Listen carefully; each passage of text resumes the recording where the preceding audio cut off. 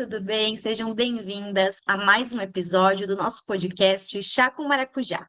Eu sou a jornalista Diana e estamos aqui no canal da nossa psicóloga Maribel Portipulga, hoje para falar de mais um tema muito importante e que afeta a nossa vida, a vida de todos nós. A gente trouxe hoje um convidado muito especial também para falar de um tema que ele é crucial para o sucesso de qualquer profissional e de qualquer empresa, que é o desenvolvimento profissional, o nosso desenvolvimento dos nossos líderes e como que isso afeta a nossa rotina profissional, a estrutura das empresas. Então, seja bem-vindo, Lucas. Olá, Maribel. Tudo bem com vocês? Olá, Diana. Olá, Lucas. Que coisa boa te conhecer, trazendo esse tema fantástico. Desde já te agradecendo. Não é sempre que as pessoas se disponibilizam, né, para falar sobre gestão de pessoas, sobre qualidade, sobre psicologia ambiental, enfim, né, tudo isso que envolve gente. E nosso canal é isso, né? Falar sobre pessoas. Então, nada melhor do que ele, um psicólogo, especialista nessa área, que trabalha com gestão, com qualidade, né? Vida, para se apresentar, contar um pouquinho da tua trajetória para a gente, ver o que foi importante na tua vida. Bem-vindo! Muito obrigado, é um prazer estar com vocês, é um prazer conhecer vocês, é um prazer estar tomando esse chá com maracujá.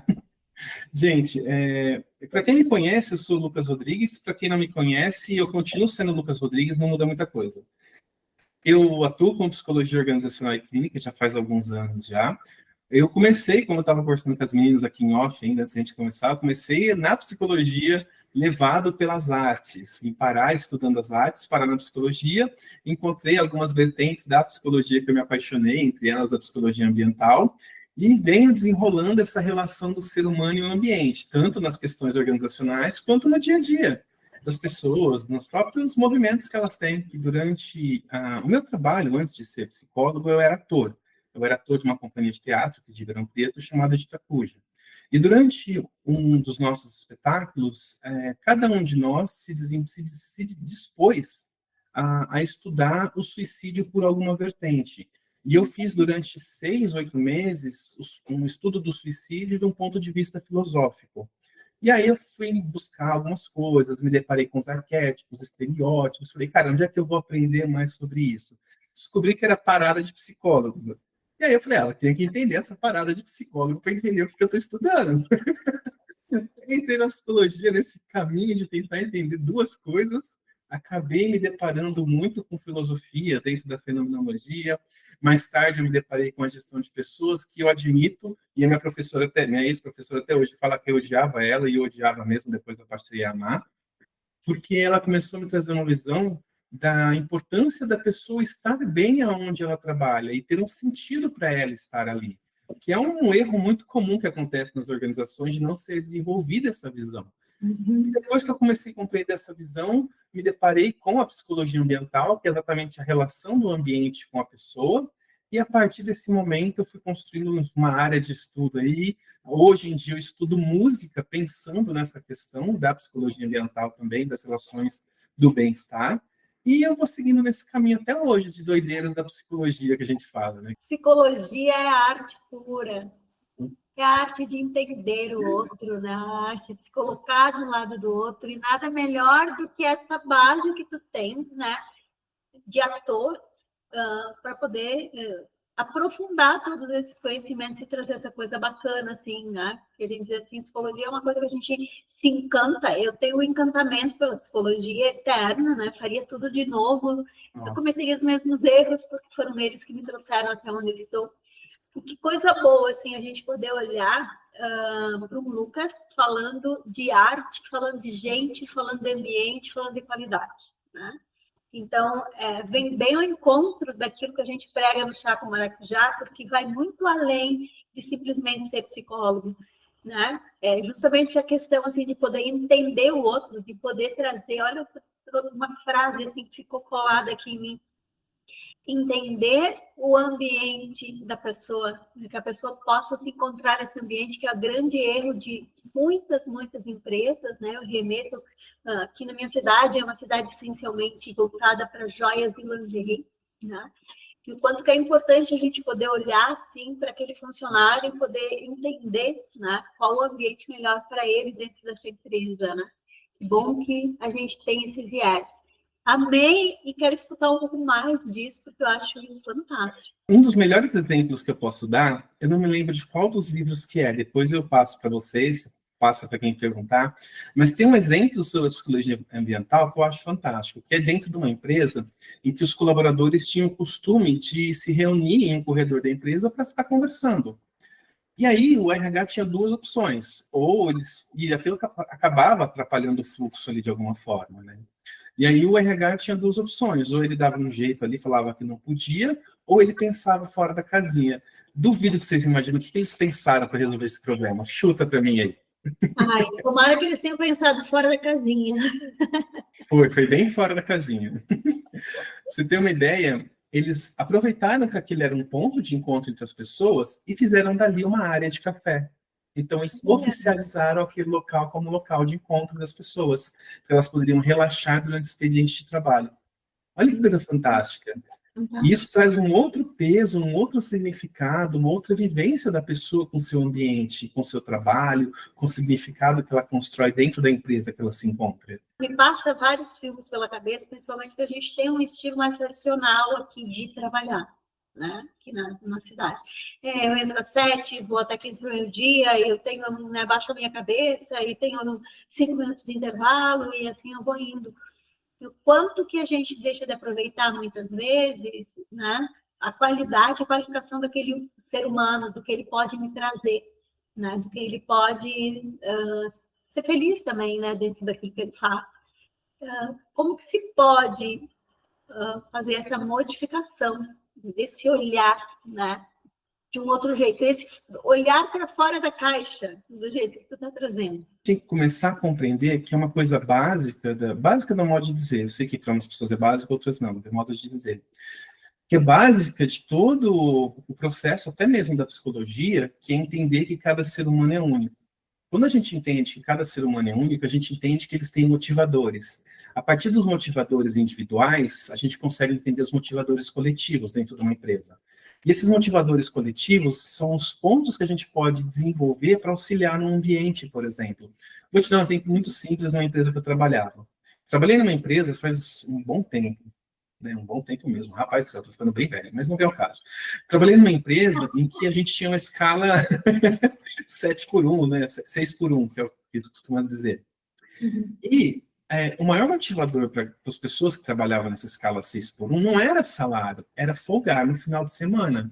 Então, foi desenvolvido dentro da empresa um projeto de escalas alternativas, onde as pessoas poderiam folgar aos finais de semana alternadamente, sem que tenha sorteio, sem ter nada. Uma hora a pessoa ia folgar dentro da escala. Isso facilitava muito, motivou muitos colaboradores de uma forma muito simples, somente alterando a escala ali de uma forma bem básica. E, às vezes, para a gente fazer essa mudança de olhar, a gente precisa primeiro entender o que a nossa equipe precisa, o que a nossa equipe, os nossos colaboradores precisam dentro do ambiente deles. Às vezes é uma coisa simples. Por exemplo, às vezes só de você colocar um bebedor a mais de início, isso é o de início eu digo, um bebedor a mais dentro do ambiente ali já é um motivador para as pessoas, que aí eles já vão ter uma outra percepção. Estruturalmente falando, não é viável, por exemplo, que a mesa das pessoas elas fiquem virada para a parede. Porque para quem está nessa mesa sentada virada para a parede, a gente tem a sensação de prisão. Imagina como que deve ser complicado a gente trabalhar 8 horas por dia, fechado numa sala já, de cara para uma parede. A sensação é de prisão constante. Isso aí os fatores estressivos vão subindo até a lua. Então, às vezes, é fazer uma pequena mudança. A mesa está virada para a parede, só viro ela para que a pessoa sente de costas para a parede, de frente, por exemplo, para as outras coisas que tem ali na sala. Isso já dá uma mudança de percepção fantástica para quem está trabalhando naquela mesa. Então, o começo é entender pequenos detalhes que podem fazer diferença no processo de humanização de onde estamos. Ouvindo tu falar agora, penso bastante no nosso podcast com a Luana Oliveira, que ela falava justamente sobre a importância de dos pequenos detalhes nos nossos ambientes que vão fazer a diferença, né? Não é uma questão de fazer uma reforma enorme na minha casa ou nesse caso na empresa, não é derrubar o prédio e construir do zero. São pequenos detalhes, né, que vão agregar nessa experiência das pessoas que estão trabalhando aí, que passam 8 horas, às vezes mais tempo ainda do seu dia nesse mesmo ambiente, com essas mesmas pessoas, que a gente tem que criar locais positivos, né, que não vão te induzir a um estresse, a um burnout completo de energia física, mental. Eu queria pular para uma coisa também que eu achei interessante, que é eu não sei se é tem uma concepção, assim, de que um bom ou um mau líder, usando, assim, esses termos de maneira bem solta, né, podem pode construir ou destruir um setor, uma empresa, né? Como é que tu vê essa visão, assim, sobre as lideranças? Como é que funciona essa, essa integração das equipes com os seus líderes e essa preparação do líder para tá apto para coordenar essa equipe, né? Uma questão muito interessante, que é uma coisa que geralmente a gente não pensa, que é o perfil do líder e o perfil da equipe. Quando eu faço algum processo seletivo, faz um tempo que eu não faço, eu sempre costumo perguntar para os colaboradores como é que é o lugar que eles trabalham. Porque às vezes o líder fala assim, eu quero alguém que seja comunicativo, mas lá na sala onde ele trabalha, o pessoal não costuma conversar. Então, dependendo da situação, esse comunicativo pode trazer mais problema e desarmonia para a equipe do que o que realmente vai funcionar. Então, a gente tem que entender que cada gestor tem um perfil. E cada equipe tem que se bater com o perfil do gestor. Óbvio que eu sei que tem alguns gestores que são bem sem noção nesse sentido. Conheço alguns, entre aspas, né? E isso a gente tem que levar em consideração também. O gestor ele tem que estar preparado para entender o que está acontecendo com a equipe dele. Só que existe uma tendência da pressão que é colocada sobre o gestor também não ser vista. E o gestor geralmente tem metas, tem cobranças, tem outras coisas que ninguém liga para ele. Eu tenho hora que ele é um coitado, vamos falar dessa forma. E são coisas que precisam ser vistas também. Como que o meu gestor está? Esse perfil dele mais durão é por conta do perfil dele ou por conta de coisas que aconteceram e que estão acontecendo que leva ele para esse movimento? Eu conheço gestores fantásticos, por exemplo, que têm uma filosofia muito clara, que é assim, aqui dentro eu sou fechado, mas se saiu daqui quiser me chamar para happy hour, me chama. E são ambientes diferentes, são posturas diferentes. E é isso que a gente tem que entender, que cada gestor tem a sua postura. E não adianta, por exemplo, a gente querer fazer uma mudança ambiental, por exemplo, dentro de um setor, que o gestor é mais fechado, e colocar, por exemplo, o El Chan tocando lá dentro não vai dar certo. Vai acabar com tudo.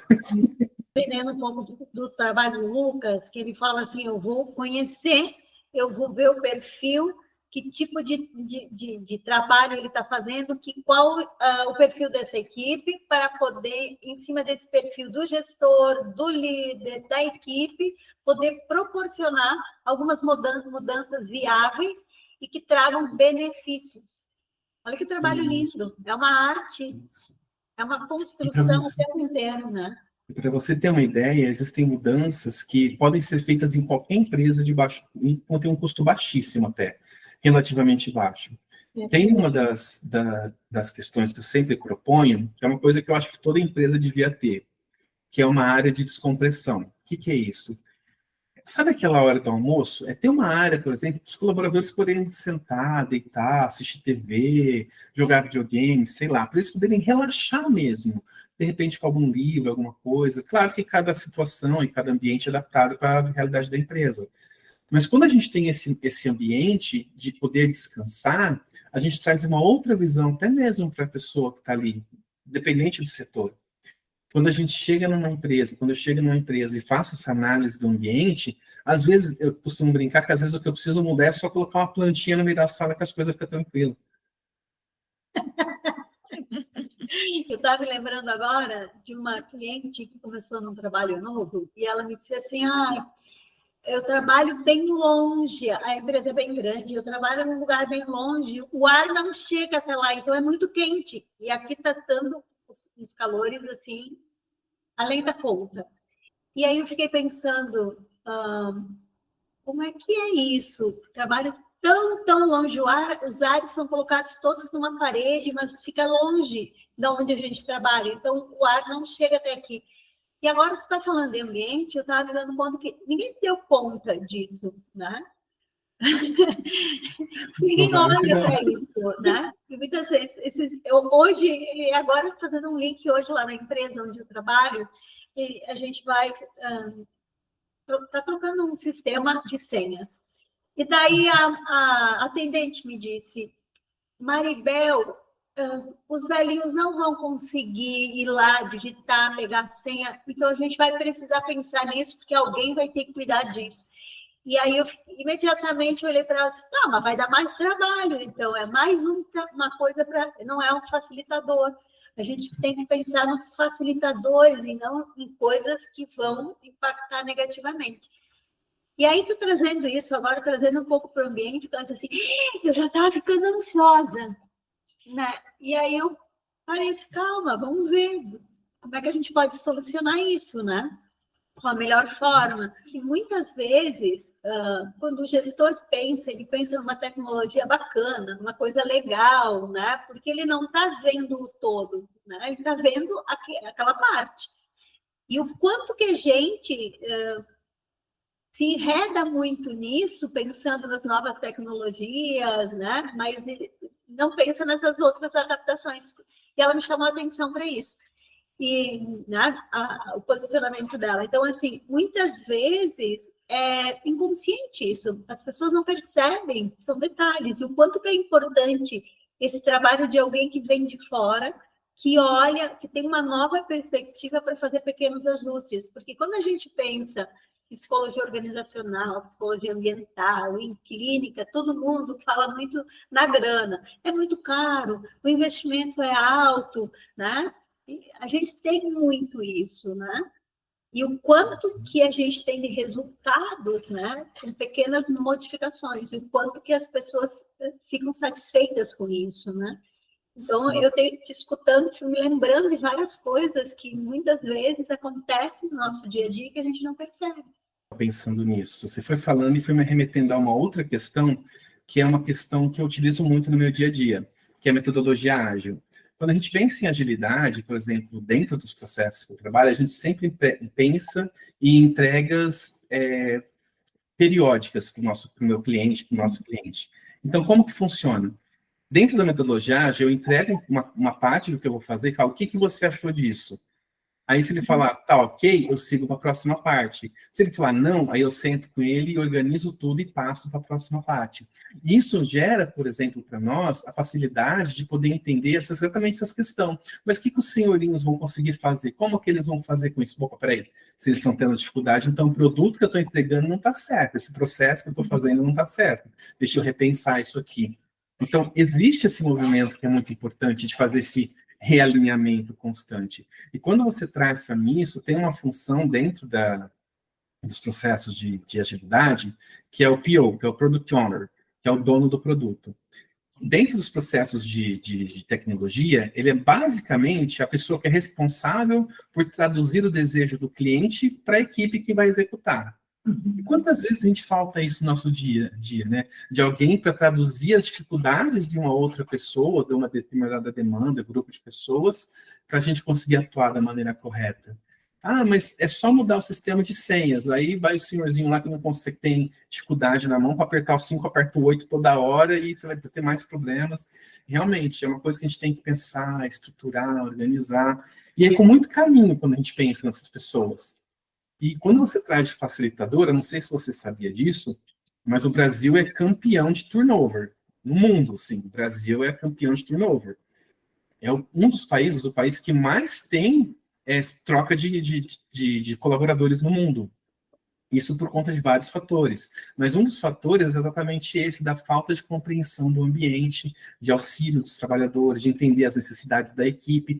E a empresa, às vezes, falta mudar a chavinha para entender que se você mantém um colaborador mais tempo, feliz, ele trabalha melhor, trabalha mais motivado, e turnover gera muito custo para a empresa, muito custo. Agora, falando nisso do turnover, assim, também tem uma questão geracional, tu diria, se fala muito hoje nisso de que antigamente as pessoas ficavam a vida inteira numa empresa.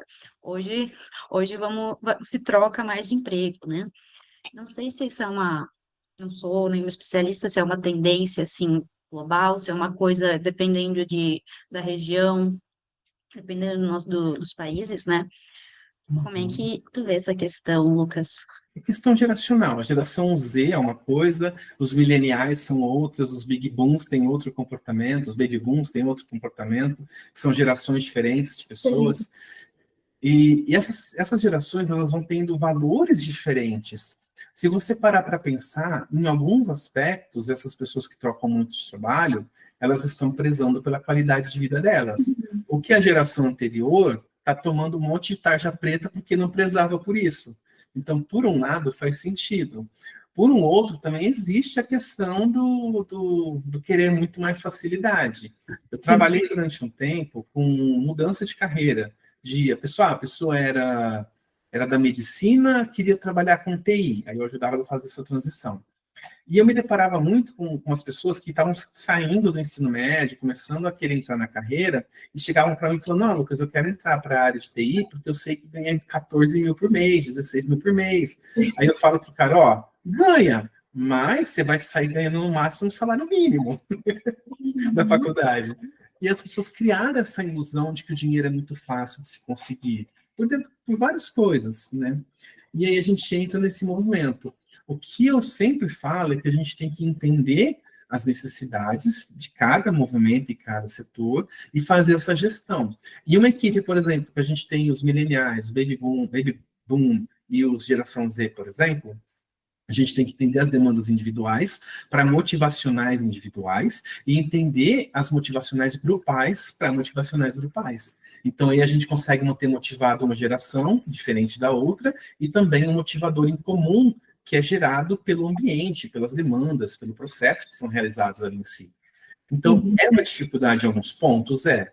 Já teve colegas meus falando, por exemplo, que teve colaborador que acabou de entrar na empresa, chegou para ele e falou, Lucas, Lucas, vamos supor que eu estou falando que eu sou colaborador falando.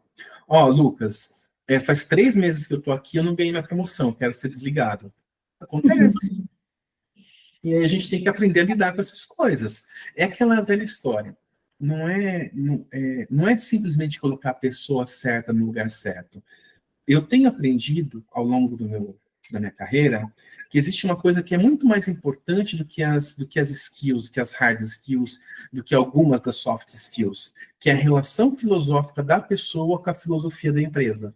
Se não tem uma ligação entre as duas questões, por mínima que seja, a chance da pessoa permanecer na empresa cai pra caramba. E eu tenho me questionado sobre esses fatores motivacionais que mantêm alguém numa empresa, né? Porque não é só o financeiro. O financeiro conta, sim, mas não é só ele, né? Então, que é o tratamento, que é essas pequenas coisas de serem escutados, de serem olhados, né? Então, acho que isso é bem importante também dentro de uma empresa. Até no nosso consultório, né? Que eu sei que tu tem uma experiência também como clínico, de Sim. trazer isso para dentro do consultório, as pessoas, né?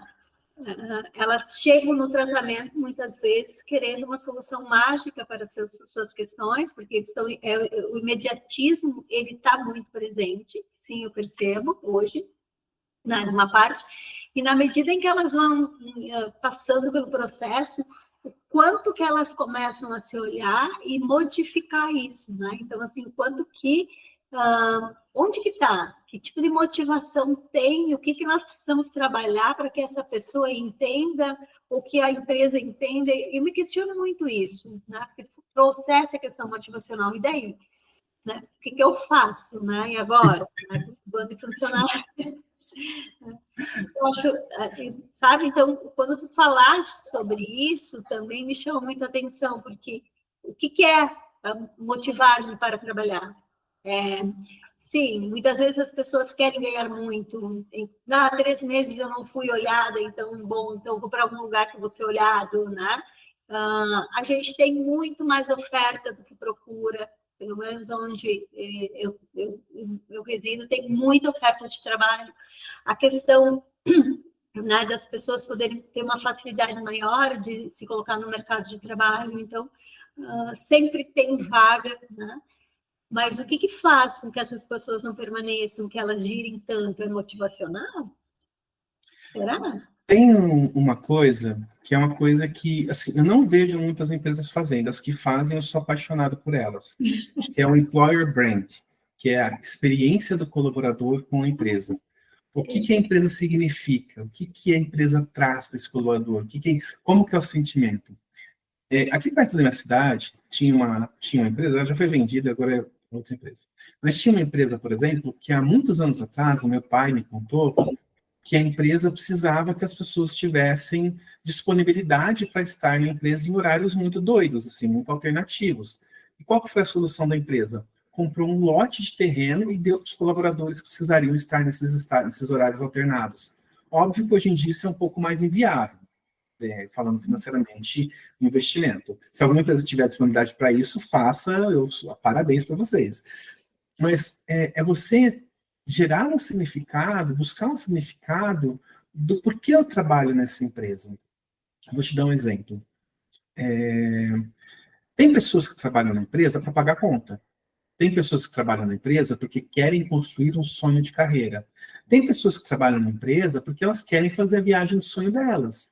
Eu mesmo trabalhei muitos anos como garçom para poder pagar minha faculdade. Então, meu objetivo era pagar minha faculdade.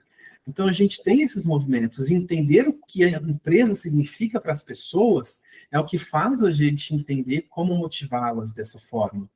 Às vezes, por exemplo, até mesmo um café da manhã é um motivador para a equipe, para as pessoas. Às vezes são coisas simples, né, de modo geral. Mas quanto mais rica for a experiência da pessoa, mais sentido fizer para a pessoa estar ali, melhor é. Tem uma metodologia de gestão, que é a OKR, né, que é Objectives Key Results, que ela tem como base criar objetivos chaves para alcançar as metas da empresa. E quando a gente coloca essa metodologia em prática, por exemplo, a gente tem uma regra que é muito clara: transparência total. Então, quando eu chego para você, por exemplo, Maribel, para te pedir uma coisa, eu falo assim, ó, eu preciso que você... Eu não chego e falo assim, ó, preciso que você faça isso. Eu chego e falo, ó, eu preciso que você faça isso porque aconteceu isso, tal coisa pode acontecer se você não fizer, e eu gostaria muito que você fizesse. Você pode fazer isso por mim, pela empresa, para nos ajudar. O colaborador, ele se sente parte daquilo, né? Estou falando de um jeito bem lúdico, mas ele se sente parte daquilo, daquele movimento. E faz muito mais sentido do que só você chegar e falar, ó, faz aquilo para mim. Mas por quê? Se você não tem um porquê, você só faz por fazer. Agora, se você tem um porquê, você entende as razões e te motiva a fazer melhor. Ainda mais se você gosta do lugar que você está. Se o pessoal já gosta da empresa, isso daí é um prato cheio. Essa transparência dos porquês. Na verdade, tu começa a dar significado àquilo que eles estão fazendo e significado para a empresa a qual eles trabalham.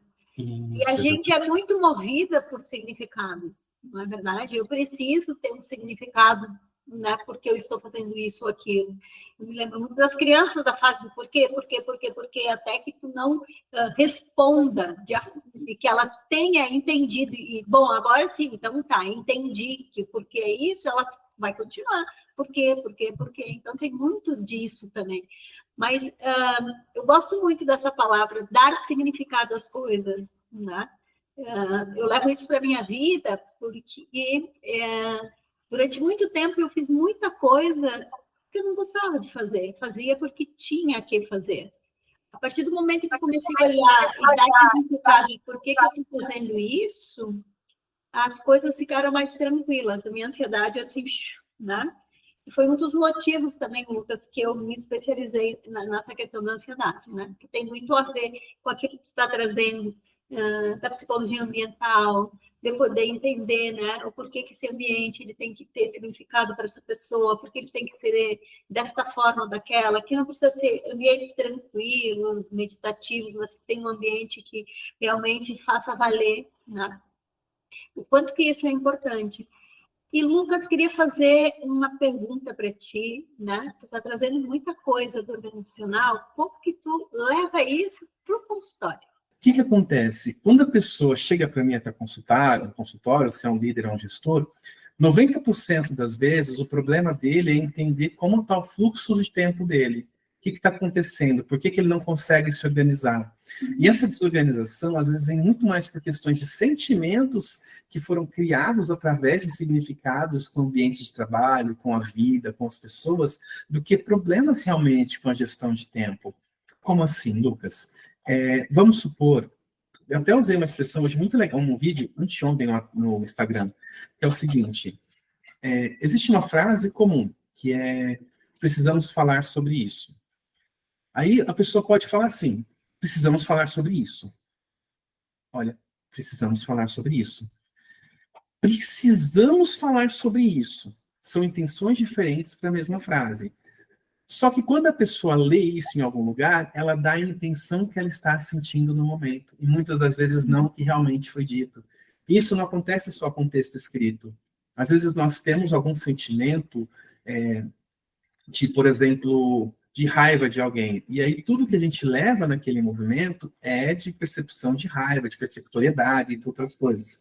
E isso na clínica a gente percebe junto com o nosso cliente, né, com o meu cliente, eu percebo com ele, e aí eu vou trabalhando essas questões, os significados, os sentidos, eu incluo algumas questões da própria metodologia ágil que fazem sentido dentro do processo dele, quando fazem, por exemplo, trabalhar com Kanban para se organizar durante o seu dia, colocar pausas estratégicas ao longo do dia.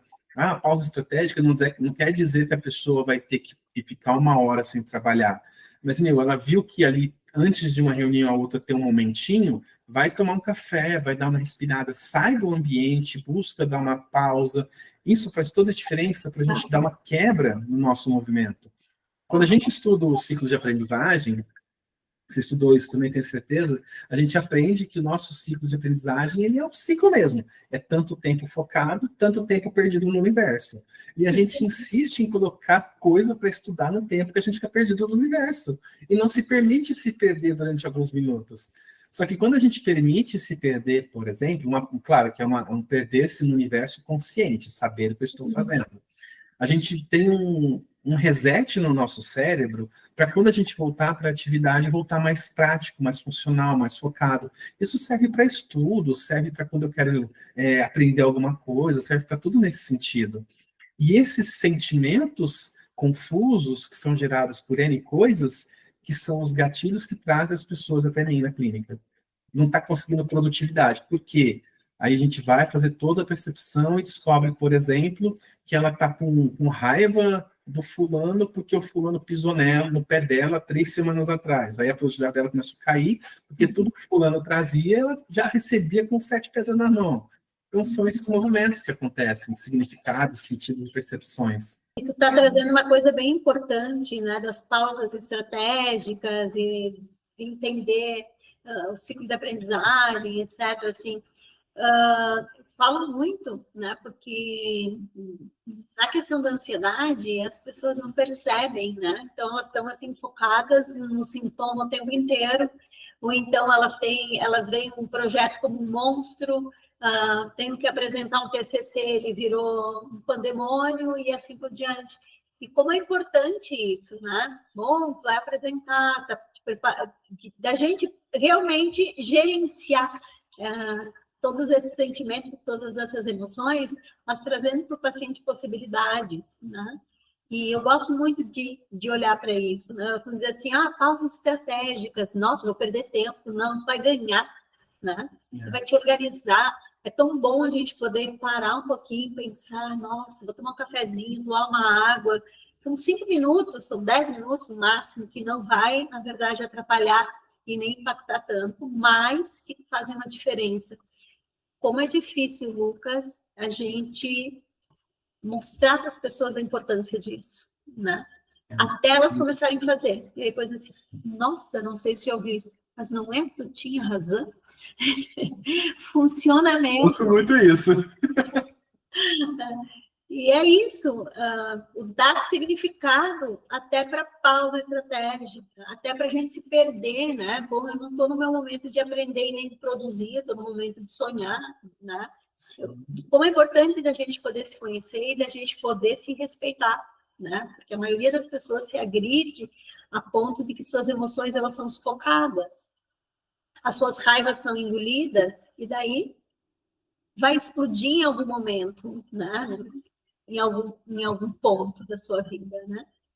Que bacana escutar isso do teu trabalho, de quanto tu faz esse resgate da pessoa dentro do teu consultório, na tua clínica, na empresa, né? Do humano, na verdade, né? De olhar para o humano, que a gente, né? É de pele e osso, e que a gente tem sentimentos, tem emoções, e que a gente precisa que alguém possa nos olhar e nos cuidar. O que a gente está falando aqui, então, é sobre qualidade de vida mesmo, total, né? Na sua totalidade, tanto dentro de uma empresa quanto dentro de casa. E a gente fala bastante hoje em dia sobre essa questão da produtividade excessiva, assim, né? De que precisa estar sempre produzindo alguma coisa, sempre estar muito ativo.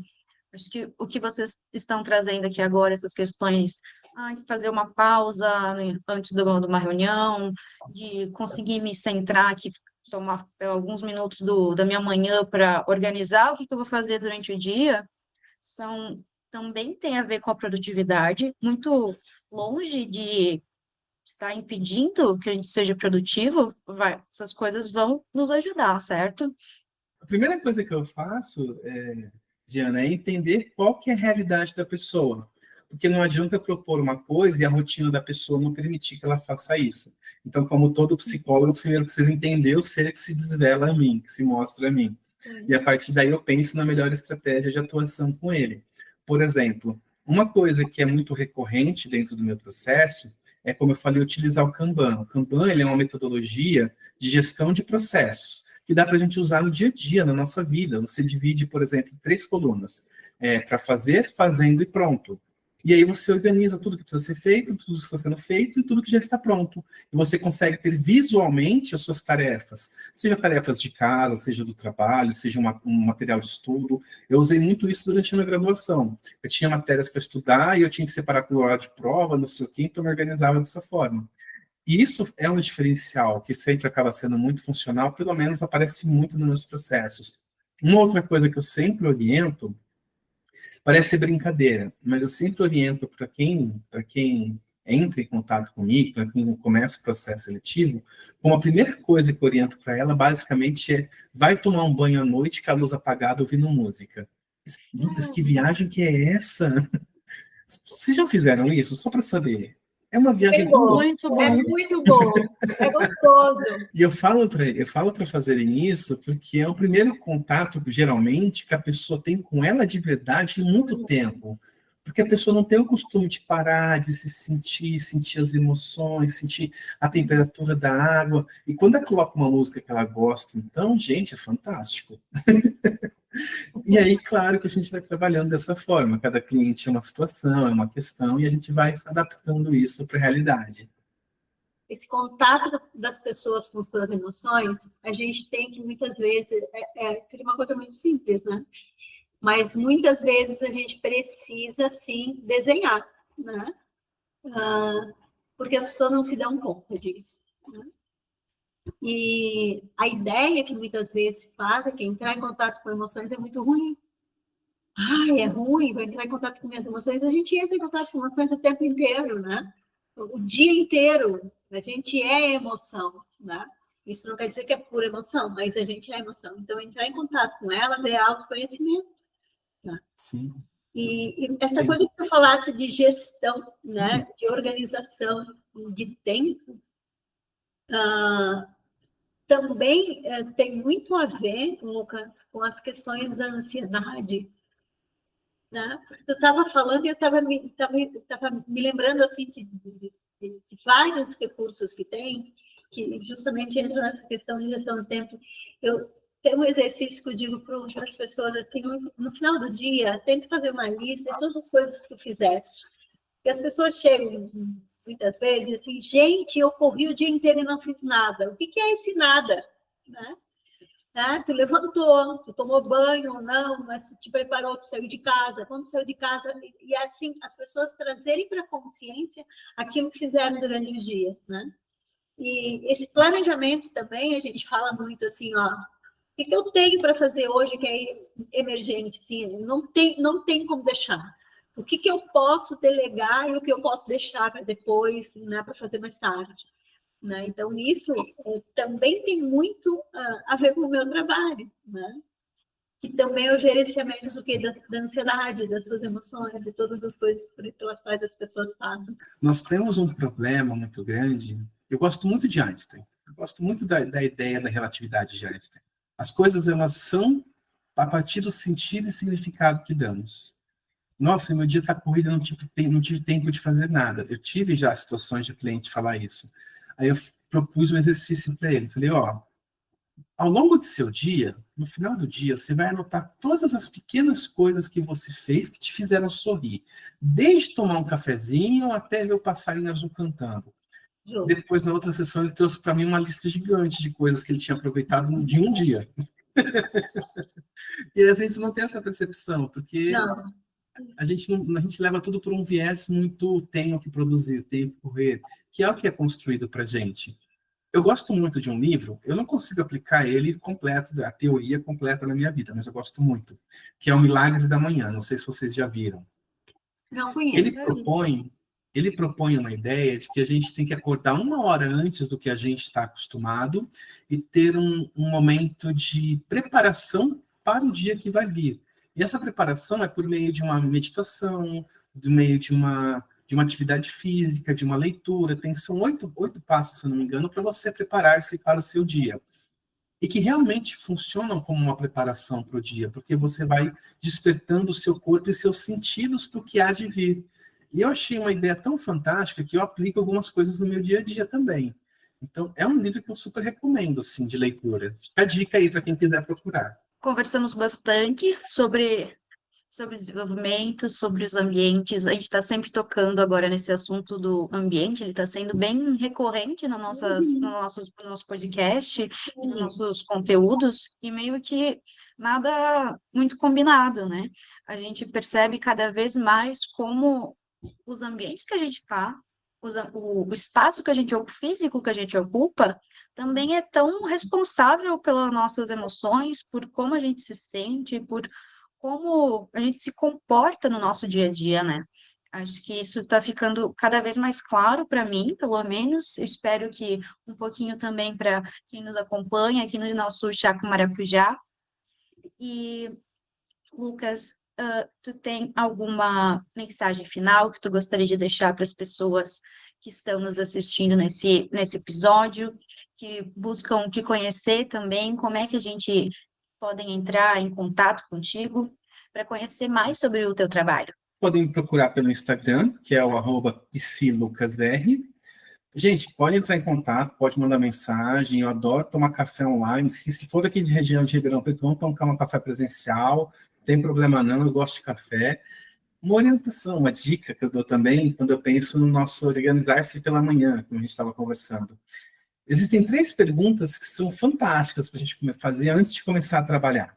A primeira pergunta é o que eu fiz ontem, a segunda pergunta é o que eu farei hoje, e a terceira pergunta é o que me impede de fazer o que eu preciso fazer hoje. Quando a gente tem essas 3 perguntas em mão, a gente é obrigado a refletir sobre ela, a gente reflete sobre todas as dificuldades que tivemos ontem, tudo que a gente fez para vencer, tudo que a gente tem hoje, tudo que a gente tem de dificuldade, e já elimina todas as dificuldades similares do dia anterior. Isso serve para tudo, seja para trabalho, seja para estudo, seja para o que for. E logo, né, não posso deixar de fazer um merchanzinho, logo eu vou estar com o meu livro sendo publicado, que são 45 dicas para a gente sofrer menos e ter mais qualidade de vida, reduzindo o estresse aí. Basicamente, 45 dicas para a gente se estressar menos, vamos dizer assim. Então, logo, fiquem de olho aí que o e-book está saindo também. Coisa boa, Lili. Nós vamos te acompanhar, sim. Lucas, muito obrigado, adorei Eu que agradeço. conhecer. Então, mais um podcast Chá com Maracujá, com um assunto fantástico, né? Com o nosso psicólogo Lucas. Muito obrigada.